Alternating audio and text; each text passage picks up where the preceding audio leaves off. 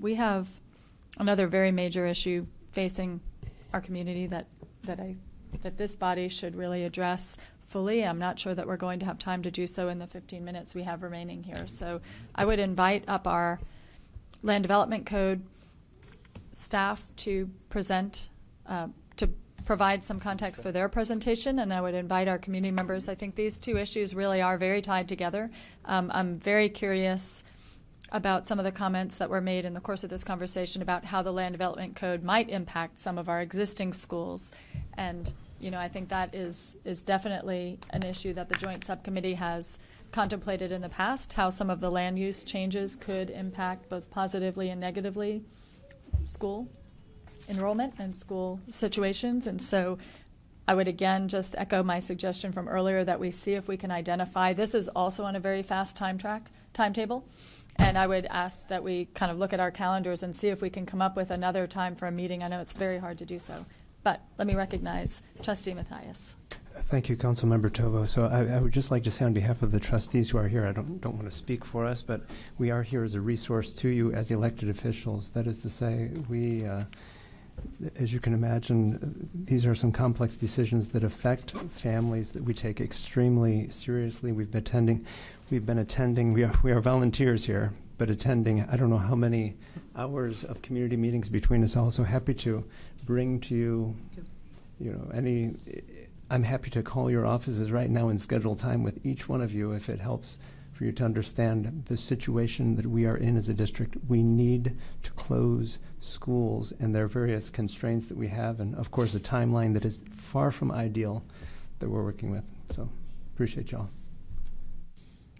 Thank you for saying that. I think I have certainly seen. I've been to some of these meetings and have seen many of you there, and I do appreciate all your service. We appreciate both your service and the challenges of these conversations. Any other thoughts before we move forward? Just real quickly, I would say too that different schools that are undergoing potential scenarios in this process have honestly been on different timelines. And so while I understand, Commissioner Shea, your concerns, some of these conversations have been happening since target utilization plans.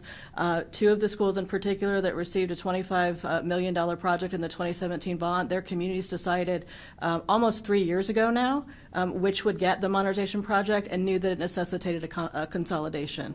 And so some of these conversations are not new by any stretch of the means. They're just now at a different point in the conversation. Those two schools in particular, even with the consolidations, or before the consolidations, had almost 1,100 seats between four schools. And we're paying for empty seats instead of more resources into the classroom. And to Commissioner Trevillion's point, and this is something I do want to highlight with respect to the Terrence Green study, is all of the other urbans that you see research on have not made investments at the time of closure. They've simply closed schools. This is a very different process, and intentionally so, and the things that Commissioner Trevelyan was asking for are things that are part of the strategic staffing plan that accompanies this, as well as the other investments in the after-school programming and programming in general, curriculum, et cetera. And so I would suggest that we spend some time, as Trustee Mathias suggested, at a later date, kind of walking you through some of the other components of it that you don't often hear about. That would be welcome. That'd be super helpful. Thank you. Just to be clear, in terms of the next presentation, what we've asked is for some context on the scope, scale, and the process in terms of land development code, and not to go through a slide deck. So just to be Super. sure. Thanks. Yeah. That'd be helpful.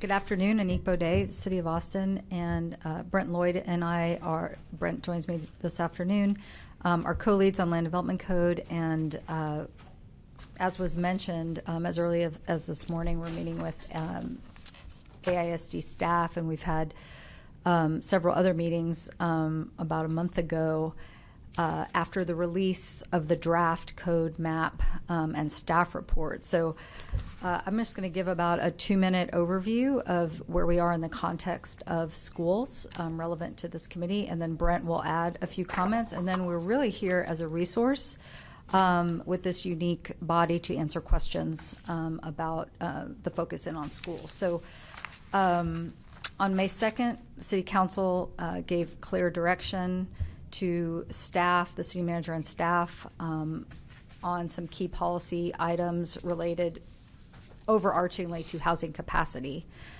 with regards to the Land Development Code and affordability and a few other things. We worked then for several months to release what is out now on our website, which is austin.texas.gov/LDC, which is a draft zoning map, a draft comprehensive land development code, as well as an executive summary, which is about 50 pages to a 1,300 or so page document. So those are the resources that are out for public review. In October, we focused our attention on public participation regarding that draft and answering as many questions as we could throughout the month of October through various means. Council members hosted town halls. We had office hours to talk one-on-one with the community, as well as our own open houses and also public testing of regulations in the code with regards to the actual look and aesthetics of what's proposed in the code, specifically around missing middle housing. One of the aims of the code is to create more diverse housing that can better match the diverse income brackets that we have in Austin, and that's an overarching goal. And by trying to address this goal, we're introducing a product of housing through the zoning regulations referred to as missing middle, which is anything from ADUs in the back of single-family houses, accessory dwelling units, to duplex, to triplex, to fourplex, to cottage courts and townhomes, which on the upper echelon of that description are, we have some in Austin and there's some across the country, but we don't have as much as we could as a smart way to add or to try to accommodate the growth that we know we have in Austin.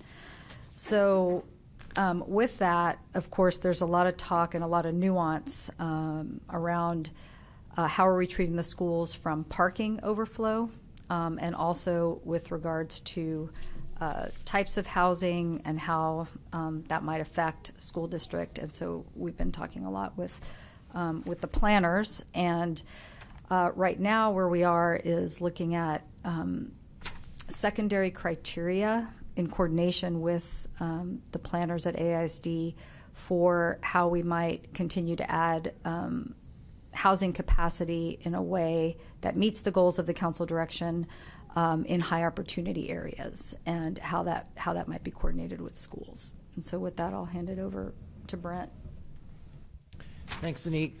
Brent Lloyd with the City of Austin and LDC team, and I'll just expand on a few points. We had, I think, a very productive meeting with AISD planning staff this morning, and I think considerations that are important to the school district with respect to the Land Development Code include the zoning map and how the zoning map specifically zones school property, as well as in adjacent areas how that zoning affects potentially school attendance. And so I think those are two critical mapping concerns of the school district. And as professional staff, our recommendations on mapping have to be grounded in council's policy direction and in sort of our past practices. We can't come up with entirely new criteria for how to address these issues. But I do think that, as a result of this morning's meeting and other discussions that we've had with AISD, there is potentially some ways in which operating within the framework that council established on May 2nd, there are potential improvements that can be made that would be beneficial to the school district. And so we are continuing to look at that, and we anticipate later this month providing another supplemental staff report that will suggest some mapping changes potentially relevant to some of these issues as well as other considerations. Will that be after the school board vote on closing schools? You said later this month. They're planning it on the November 18th. Will that new mapping information be made available to them after November 18th? That's 10 days from now. We have not been considering that date. We will do our best to expedite our recommendations on that. We were planning on including sort of our recommendations on that issue as part of a larger set of recommendations that would come out November 25th or thereabouts. But we'll consider the issue you're raising. I just thank think you. it's crucial information for them to have timely. I understand that. So we're looking at ways in which, kind of within the framework of council's direction and within sort of the established policy framework, we can potentially revise recommendations with respect to AISD property zoning, and then also considering being mindful of how zoning in adjacent areas can affect school attendance. And we think there are potential ways of improving the landscape in both of those areas. Additionally, we also talked about different sort of programmatic forward-looking things that we can consider that probably wouldn't be a part of the Land Development Code revision, but can very much be programmatic direction going forward. And that includes looking at the interlocal agreements that the city has with AISD. A lot of our regulatory framework with the school district, there is some important parts of it in the Land Development Code, and we revised some of that extensively in 2016. But the bulk of our regulatory relationship with the school district is set out in the ILAs, and we think there's potential room to improve those agreements, and I think that's been a desire on the part of both the school district and the city for some time. And we also heard from the school district this morning about, and we've heard this before as well, about interest in workforce housing and potentially using some of the school district's property, not all of it currently devoted to schools, some of it property for administrative purposes, but potentially facilitating the use of that property for teacher housing and for housing for staff. And so that's something as well that we heard, and we don't think necessarily the Land Development Code can necessarily address all those issues, but it certainly can be part of a programmatic approach going forward. So we have another meeting scheduled, I believe, for the 20th with AISD planning staff, and we look forward to continuing to work together.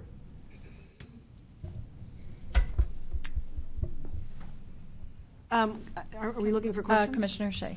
One of the things I've heard is that part of I don't know if it's baked into the design of the Land Development Code, or if it may just be an effect of it, is that there may be a lot of smaller units that get developed that would not be appropriate or large enough for families.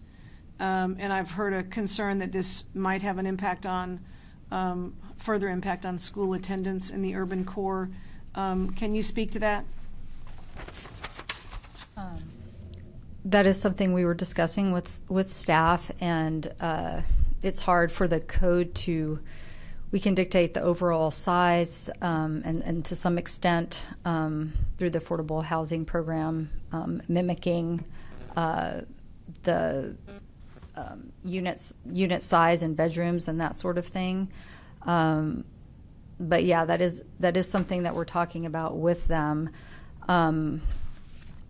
The missing middle housing right now in the draft is about 2% of the total land area of Austin, and so we're just talking through how do we balance out the council direction on the capacity of Fortune 5000 and how that might affect that product might affect the makeup of who is in those units. Can you explain the capacity of Fortune 500? I don't understand what that means. The what? I thought you said the capacity of Fortune 500? 405,000. Oh, thank you. That's the planned capacity. If I could just jump in here for a minute, that's certainly. Let me just provide the context that when we were considering as a council code next, we had several conversations here at this committee and actually adopted a resolution that I would call your attention to, I think, that expressed some responses to it that I would say still hold true.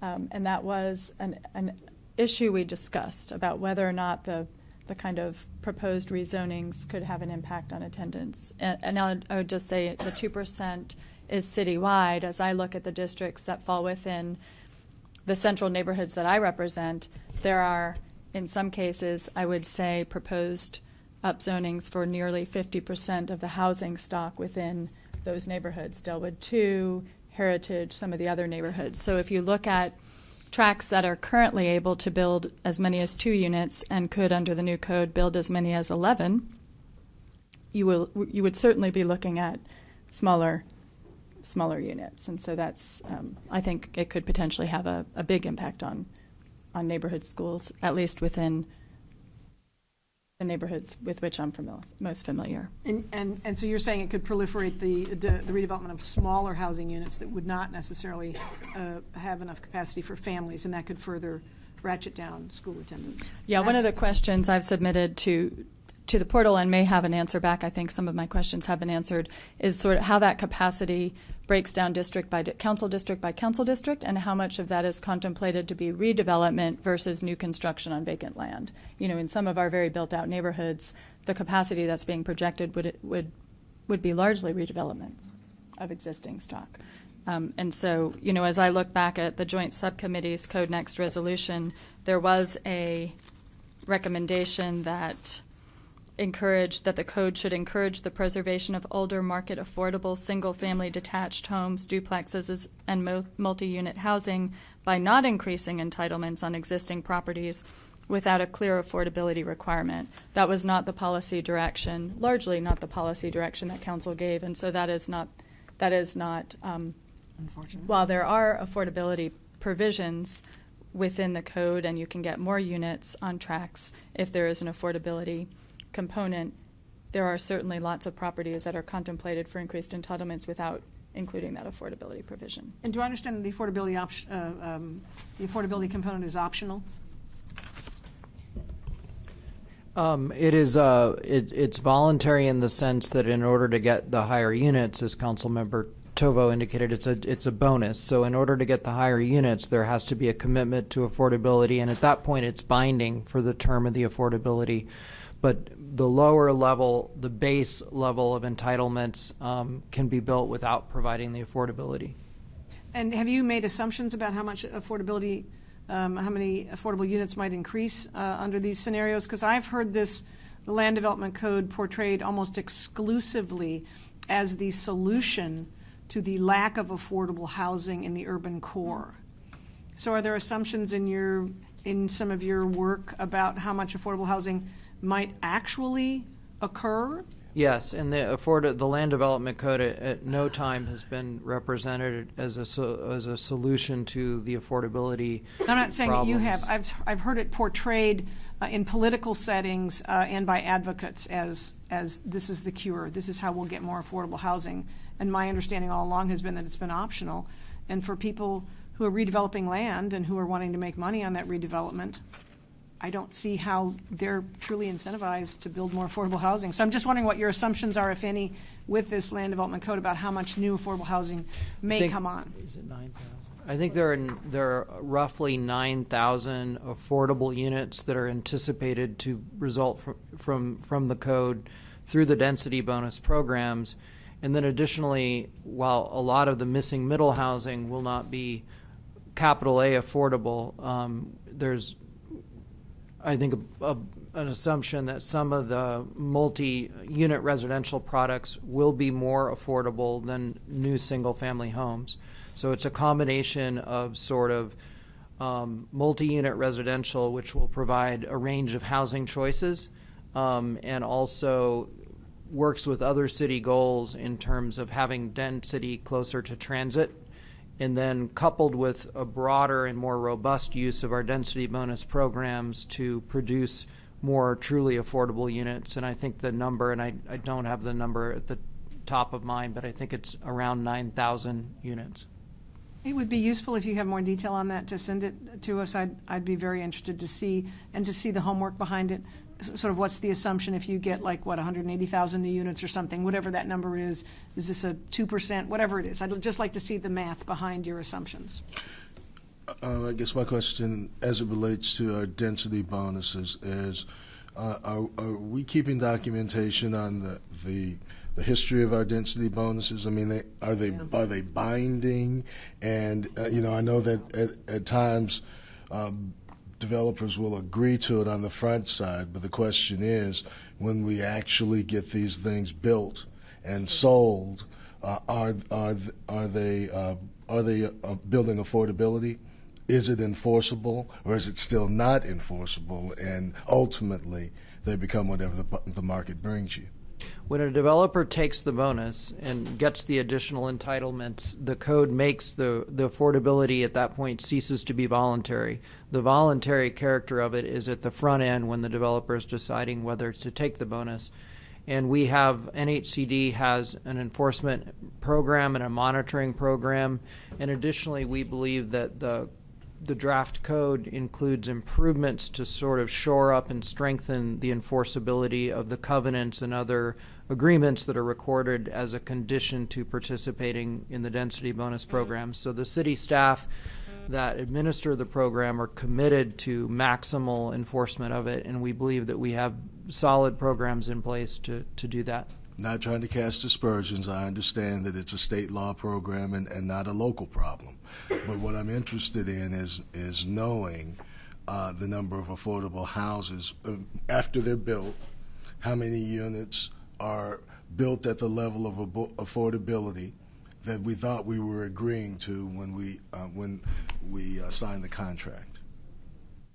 I'm interested in that number. Where did we invest? Which projects? What were we told would happen? Did it actually happen? We can work with our housing department to follow up with that data, as well as the housing analysis that was done with the draft code that's out for Commissioner Shea's office. Because my great concern is, given the current condition of this market, I don't know how many units you build that actually put downward pressure on prices in this market. I mean, we've not seen it to this point. It has almost been a straight line going north, and without additional controls. I mean, it's a great philosophical discussion, but the question is, are we able to build the affordability that is being promised us when we go through the density bonus process? Sure. We can provide that data looking back as far as how it's performed, looking backwards. What we do know with the analysis that we have right now with the draft that's out is in the current market, depending on where you are within the city, there's nuances. It will take anywhere from 3 to 19 market rate units to subsidize one affordable unit. So that is the state of the bonus. You have, the base units that are allowed by the zoning district, and then the bonus program. We've committed to not raising the base except for in the transition areas, which is in that 2%, and then having any additional units be part of the bonus program because of those numbers. That it's in a lot of cases it's a lot of market rate to subsidize just one affordable. So the code is certainly not the only tool we have. We have to rely on our programmatic, funded by programs for deeper affordability through our housing bond that passed in 2018. So we are at 2:10. We're scheduled to conclude at 2, and we're required to conclude by 2:30 without voting. I know our trustees haven't had an opportunity to ask questions about this subject, and I'd like to afford you an opportunity to do so. I would also, again, just like to suggest maybe December 5th would be a day we might look at our calendars and see if we have an opportunity to come back and have a more in-depth conversation about the LDC. Dr. This is less a question and more a comment from the new kid on the block here in this joint subcommittees, and that is simply that as we work with communities to talk about their future beyond November the 18th, there are many in our community who are saying, if this can no longer be a school, how can we create a win-win-win situation where our students and families benefit, but also the communities around the school sites benefit? So affordable housing is on all of our minds as trustees, I think it's fair to say. And so we'd love nothing more than to be able to continue to work with our partners at the city and at the county to see how it is that we can continue to transform some of those sites into affordable housing if they are no longer schools. I don't even know if this is on. Hello? Okay.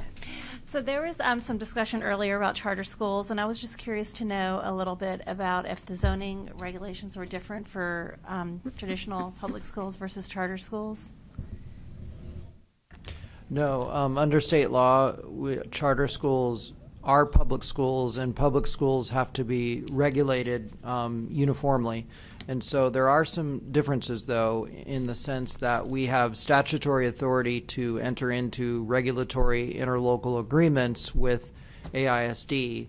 And so the bulk of our regulations are site development standards, things like impervious cover and the regulations that actually inform the physical build-out of school properties are dictated through our interlocal agreements. And as I mentioned earlier, I think it's been on the radar for a while that we can in a forward-looking manner revisit some of those agreements. We've done so in a piecemeal basis over time, but that is something certainly that can be on the table to consider if council desires us to, and if AISD is open to it, to looking at some of those agreements. The actual land development code includes some regulations that are a backstop. So if AISD's interlocal agreements go away, we have some regulations that are in place that are also the regulations that charter schools have to comply with because they are not subject to ILAs. So we've tried through both our ILAs and the land development code to ensure that there's equality in how the schools are treated. Before we did the 2016, we did a significant amendment to our regulations on schools. And before that ordinance, there were some loopholes that resulted in charter schools having substantially relaxed development standards that did not apply to AISD. And I won't get into technically why that was, but it was certainly not the intent. But there were just some loopholes in how our regulations were put together. And so we closed those loopholes, and we feel that the playing field as far as the site development standards is comparable between the two categories. Thank you. I hope that made sense. It does. Thank you. Apologies.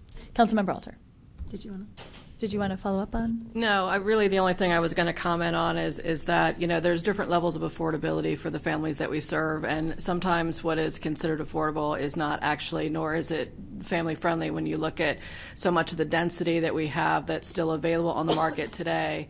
It's generally, single, married, no kids, and also at a much higher income level. And so when you spoke about the number of market rate that it takes to subsidize affordable housing, I have to say it doesn't give me a lot of hope for a significant number of true affordable housing for the families that we serve. And so, I'll certainly, reserve judgment until I see, the actual outcome of that. But I think we need a multi-strategy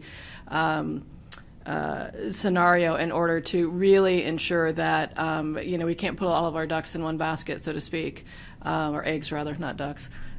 Sorry, it's the end of the week. I'm starting to, and I've had a cough all week. But anyway, my point is, I think we need multiple strategies in order to ensure that's the case. I still think we have multiple opportunities as entities to engage in partnerships that can help all of us accomplish what we know is a very serious need in our city. Because if we're not able to address it anytime in the next 5 to 10 years, then a significant portion of our population will be completely priced out of Austin. One more question. Are we still? Are you going to still keep the fee in lieu, or are you going to require affordability on site? The fee in lieu is still available.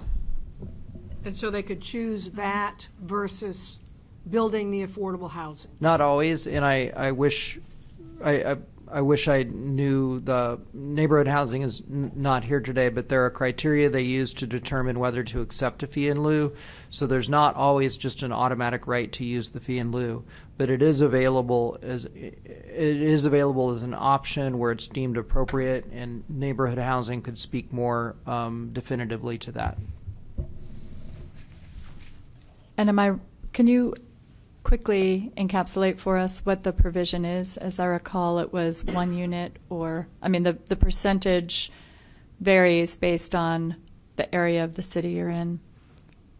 Yeah, as I think correct. I understand it, in a 10 unit, it would either be 1 unit of which would be affordable, That's correct. Is that right? So in the lower transition zoning category where you have 4 units, but you can go to 8 or 9 with a preservation bonus, you wouldn't necessarily be required to have any of that on site. I'd have to verify on the criteria on how that would apply to the missing middle. And it's still, I want to emphasize that we are still iterating and hearing from the community and hearing from others and fine-tuning the recommendations almost daily in response to what we're hearing. So that is currently the state, but we have heard a lot about the missing middle because it is a new zone, a new zoning district, as well as adding the bonus. So there's some complications. So we hope to have more information about that when we release the new supplemental staff report on the 25th. We can include more on what we've learned about calibrating the bonus. Thank you. And you might just remind us what the date is for the contemplated first action of council. The council public hearing is scheduled, and I believe the notice has gone out for December 5th. And then I think that council's contemplated action on first reading is December. I think it's hearing is the 7th. I think it's the 7th. December 7th. And council's, thank you. And council's contemplated action for first reading is December 9th. And the so I hearing had is December thrown 7th? 7th and the 9th. And then I had thrown out as a possible day for us to meet the 5th when I really intended to suggest the Friday, which would be the 6th. And I know Councilmember Alter had a question or a comment. I just want to make a comment because this agenda wasn't publicized as widely for those folks who are concerned about the Land Development Code. So while our staff are operating off of clear direction from council, I want to be clear that that was not a majority vote. And both Councilmember Tovo and I and Councilmember Poole voted against that direction. It was not a unanimous vote. And staff is working hard to implement that direction, but that direction is flawed. We're starting from a place that does not take into consideration the interaction between the schools and the land use planning. And folks are focused in on what happens in the transition zones. And I want you to know you need to pay attention to that single family zoning, because that single family zoning is not the same thing as it was. And we are going to get 2 and 3 units on that really fast. And it will impact parts of town in ways we cannot anticipate. And it will have a gigantic impact on schools. And we have no idea what it will do because we're just banking on the market. And if we want to talk about this interaction, we need to unpack more than just the transition zones, and we need to understand what's happening. So my district has lots of schools that are over-enrolled, and there's going to be a lot of development that is going to exacerbate that. There are no schools in sight where those kids can go to. On the east side, there are plenty of areas that will actually flip faster than they will in my district, and that will add a lot more kids for those particular properties. What then will happen is also in the transition areas, you will get very small units, and people will go to develop the single family versus those smaller units. We have got to find a way to be able to intersect these conversations and have our planning at the city take into consideration how what we do impacts our schools. Yep. And you who are here in the audience, who are here about the closures, you need to go and you need to talk to your council members and you need to tell them that they need to pay attention to this, because Councilmember Tovo and I have been bringing this up over and over and over again, and it's not something that they are factoring in. Our staff have graciously met with AISD. It was something that we requested and that they're doing, and they are doing the best they can with the direction they have been given. But if you want them to have direction that says you have to pay attention to what's going on with the schools, then we need you to speak to your council members. I am a lot of your council members, so also communicate this to your colleagues that you're working with in the Save Our Schools Coalition. Sorry, I don't know which school was. Yeah. Mine won't listen. So other questions or comments, thoughts? So thank you all for your engagement in all of these issues. we all make better decisions when we have that public engagement. So please continue to come and share your thoughts and ideas and questions. I think we're all better off as a community when we have that rich, complex conversation. So thank you, and thank you to our staff. So we are... Are there sign-ups on this issue? We do have sign-ups on this issue. Okay, we do have 3 sign-ups on this issue. I think you all spoke on the school closures, but if you have particular comments on this, if you would keep them, again, to 1 minute, because we're at the 1 minute limit on this stage. So Mr. King, I know you're one of them, so why don't you start us off? And you're the first. The second is... Mr. Zavala, who I don't see, I believe he's left. And then our last speaker on this subject is Amanda Embleton. Okay, so with 1 minute, I'm going to have to abbreviate it, but one of the things I wanted to really point out is that the I-Team, which is part of the Innovation Office of the City of Austin, has done some analysis on the extent to which households in Austin are at risk of displacement. And what they've come up with is that over 262,000 owner and rental households are at risk of displacement in Austin. That equates to 577,582 people. It's a big issue, and I'm worried that this land development proposed land development zoning and code will exacerbate that, will accelerate the displacement that's already occurring, and will target the low-income families and the families of families of color. And it's not intended to do that, but that's what it will do. Because the reality is, in our community, white families earn about $84,000 median family income, while our black and Latino families earn almost less than half, or about half of that. So those are the communities that can't afford to live here now and will not be able to afford to live here later on. So if I might just give you my ask would be if you could recommend that the council, as Councilmember Alter and Councilmember Tovo have said, speak to them about a policy change, and also to delay the city council public hearing and to allow more time, and to coordinate this plan with AISD's, and I'm going to call it like it is, school closure and consolidation plan. I'm not for that, so I'm not trying to promote that those consolidations and closures occur. I'm simply saying there needs to be close coordination, as already been mentioned here. And to hire a third-party, independent third party to review the proposed zoning code and land development zoning map to see the extent to which it will prevent or exacerbate displacement of low-income families, families of color, and small local businesses. And I have to tell you that I'm on the Zoning and Planning Commission. I'm not representing them here. We did a field trip to Scarsdale Drive, which is right outside, adjacent to Rodriguez Elementary School, near Pleasant Valley Road. And we went down the block there and met with the families that live there. And it's the kind of neighborhood that's right next, street that's right next to the school with kids. Scores of kids running through the street. They go to that school. Well, guess what? That side of the street that those kids live on has been upzoned to R4, which is what we talked about for more density. And those families, what they really need is not an upzoning. They need the city to come to knock on their door and tell them, how can we help you repair your homes? How can we help you pay your mortgage? How can we help you stay in place? So my point is, the stay in place anti-displacement programs must be implemented first, and must be implemented fully, as the UT gentrification study said, before we do any upzoning. Thank you. Thank you very much. All right.